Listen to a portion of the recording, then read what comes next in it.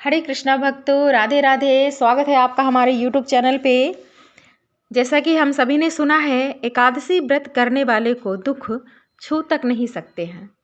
तो अभी तक आपने एकादशी व्रत प्रारंभ नहीं किया है तो जल्दी से जल्दी एकादशी व्रत प्रारंभ कर लीजिए। नहीं तो कोटा वाला एकादशी भी कहते हैं कि महीने में एक होता है या साल में एक दो आते हैं, वो भी कर सकते हैं।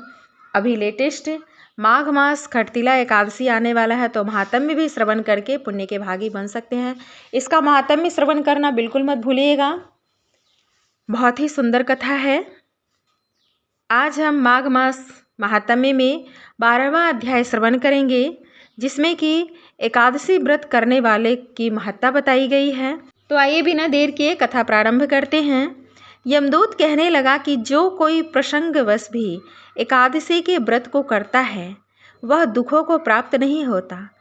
मास की दोनों एकादशी भगवान पद्मनाभ के दिन हैं। जब तक मनुष्य इस दिनों में व्रत नहीं करता उसके शरीर में पाप बने रहते हैं। हजारों अश्वमेघ, सैकड़ों वाजपेयी यज्ञ एकादशी व्रत की 16वीं कला के बराबर भी नहीं है। एकादशी के दिन व्रत करने से 11 इंद्रियों से किए गए सब पाप नष्ट हो जाते हैं।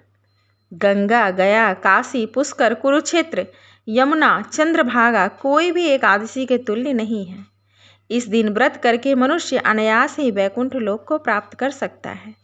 एकादशी के व्रत और रात्रि जागरण करने से माता पिता और स्त्री के कुल की 10-10 पीढ़ियां उद्धार पाती हैं और वह पीताम्बरधारी होकर भगवान के निकट रहते हैं।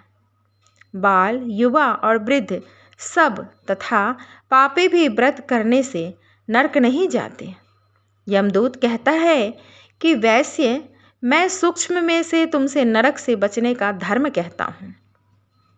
किस तरीके से नरक से बच सकते हैं? मन, कर्म और वचन से प्राणी मात्र का द्रोह न करना, इंद्रियों को वश में रखना, दान देना, भगवान की सेवा करना, नियम पूर्वक वर्णाश्रम धर्म का पालन करना। इन कर्मों के करने से मनुष्य नरक से बचा रहता है।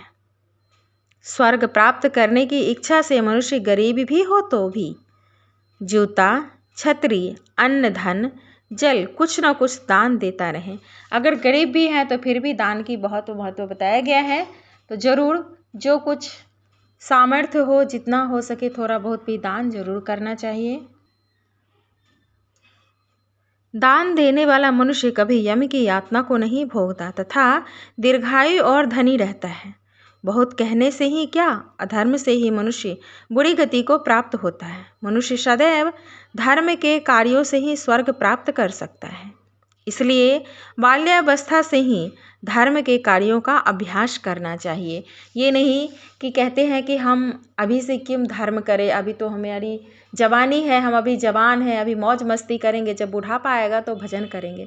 तो शरीर को जब आदत लग जाएगी मौज मस्ती करने की, जैसा शरीर को व्यवहार में लाएंगे वैसा ही बुढ़ापा में भी करता है वो, तो नहीं हो पाती है भक्ति। लोग कहते हैं बुढ़ापा में भक्ति करेंगे, बट नहीं हो पाता है। ये अक्सर हमने ऐसा देखा है और आगे चल कर के आप भी देख सकते हैं ऐसा कि नहीं हो पाता। तो जैसा हमारा आचरण होता है, व्यवहार होता है, हम वैसा ही करते रहते हैं।